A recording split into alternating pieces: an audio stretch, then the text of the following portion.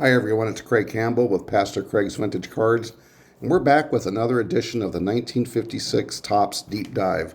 It's my favorite set. I really like the 1956 set. I think it's the most beautiful set that Topps has ever made. And today we're going to be looking at Jim Wilson, who was a pitcher for the Baltimore Orioles. He has a very interesting story, and I hope that you'll enjoy it as we go through it. First of all, I did want to take a close-up and look at the card. You can see that Jim Wilson, the ball appears to be in his glove. And it looks like it's been a wild throw. Probably at first base because of the way the runner is running, like he's lunging for the first base bag. But you can see the ball's in Jim Wilson's glove. He's jumping for it, and the runner is going to be safe because I do not see the bag anywhere at all. And the other thing I do like the Oriole insignia. I love the bird. I think it's a beautiful bird, but I do like that cap that he's wearing. On the back of the card, we see that Jim was born in 1922 in San Diego, California. His name is James Alger Wilson, and he has card number 171 in this great 1956 set. So here's the story of Jim Wilson. In 1943, he was signed by the Boston Red Sox for a $1,000 signing bonus. He started off the 1943 season with the Louisville minor league team, and it was a rough start. He had a record of 0-5 in 28 appearances. In 1944, it seemed like he had turned things around. Still in the minor leagues, he finished with a 19-8 record with a 2.7 ERA. His 19 wins tied him for the league lead, and his 147 strikeouts led the American Association. The Red Sox were contenders in 1944, so he did not get called up to the major leagues. And they were hoping for him to be one of the main minor league players to come up in 1945, as Jim Wilson was said to have blinding speed, but he was prone to wildness. Wilson made his major league debut on April 18th of 1945 in a start in Yankee Stadium. His debut was disappointing. He lasted 2+ innings, walking the first two batters in both innings. He gave up 3 runs. 7 of the 11 men he faced got on base as he bore the 6-2 loss.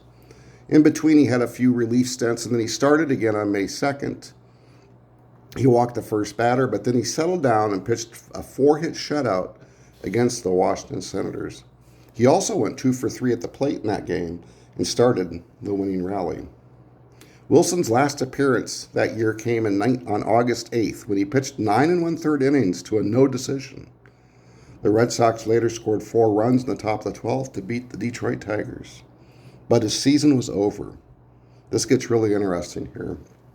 He had been struck in the head by a line drive off the bat of Hank Greenberg that was hit so hard that it lifted Jim right off the ground. It spun him around, and he dropped face first on the pitcher's mound. He was knocked unconscious and taken to Henry Ford Hospital. He suffered a fractured skull. The skull split over his right ear. He was operated on but pronounced in good condition the following day. The brain surgeon said the ball had struck with such force that the imprint of the ball was left in the skull and made a half-inch depression. The surgeon removed pieces of the bone and had to sew up an artery in his head.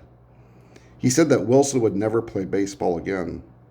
The Boston Globe ran a front-page headline that said, "Pitcher Wilson's skull fractured. Baseball career ends." Later, it was reported that the Detroit manager, Steve O'Neill, likely saved Wilson's life with quick thinking as he had him lay still on the ground, and that may have aided in saving his life.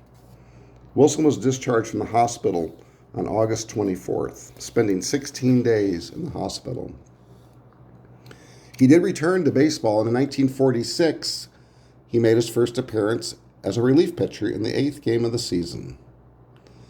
It was his only appearance, however, for Boston in 1946, as he spent the rest of the year in the minor leagues. He pitched all of 1947 in Louisville in the minor leagues, and he was traded in November to the St. Louis Browns. Wilson opened the 1948 season with St. Louis, but he faced only 18 batters over 4 relief appearances before being released back to Toledo. In the summer of 1948, while parking his trailer in Texarkana, he cut his ring finger on his pitching hand. It was so severe that physicians thought they may have to amputate his finger. The finger was saved, but obviously the rest of his year was at a loss. While with Toledo, his contract was sold to the Cleveland Indians in October. Again, this is 1948. And then he was selected in the Rule 5 draft by the Philadelphia Athletics on November 10th. The following May of 1949, after appearing in 2 games with the A's, he had an ERA of 14.40. He was returned to the Indians. One story said that the Athletics had drafted him by mistake, that they had intended to draft Bob Wilson, but through a filing error put a claim in for pitcher Jim Wilson instead. In August of that year, he was traded to the Detroit Tigers. And then in the 1950 season, the Detroit Tigers sent him to Seattle in the Pacific Coast League. Wilson was then traded from the Seattle team in the Pacific Coast League to the Boston Braves for a package of players and some cash. And then for the next 4 years, Jim Wilson pitched for the Braves. First in Boston in 1953,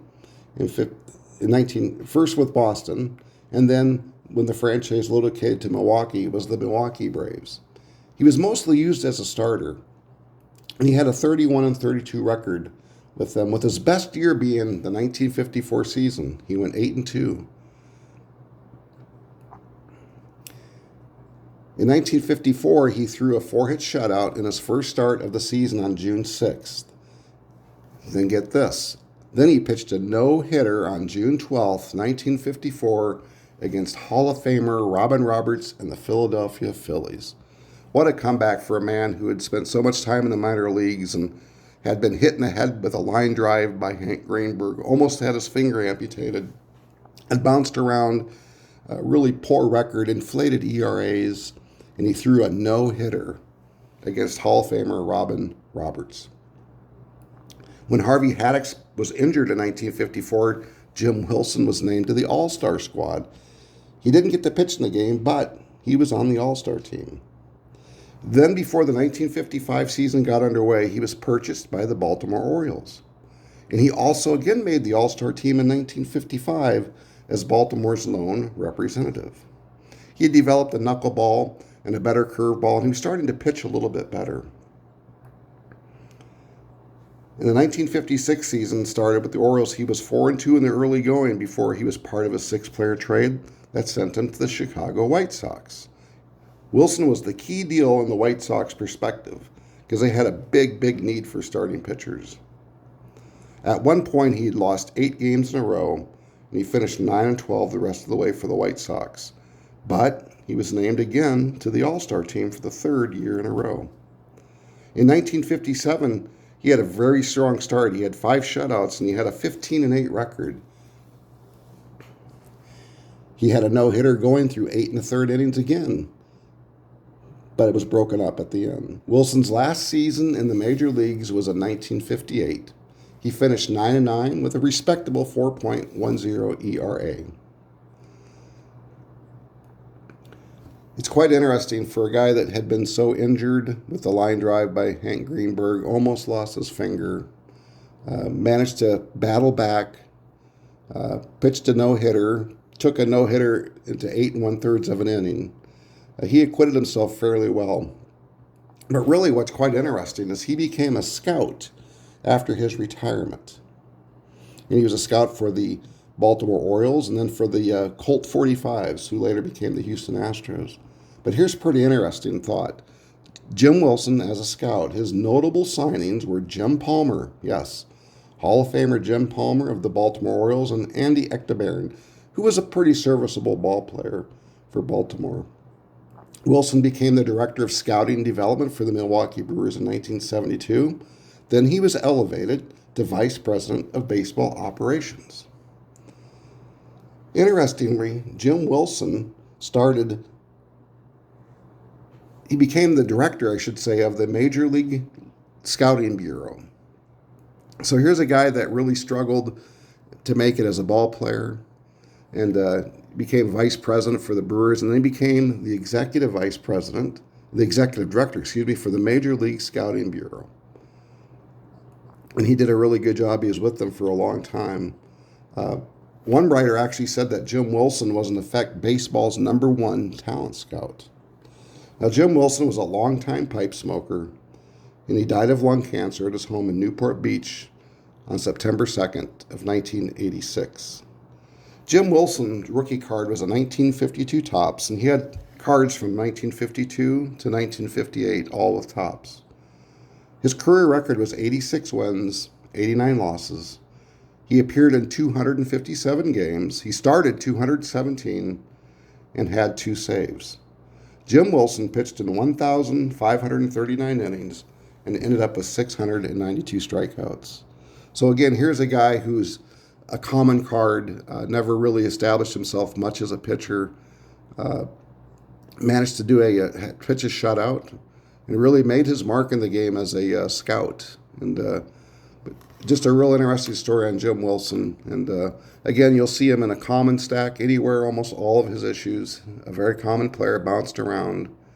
And it's just really interesting to look at the deep story on Jim Wilson. And for him to come back from getting hit in the head with a line drive and the extent of that injury, and then to have his ring finger almost amputated on his pitching hand is quite remarkable.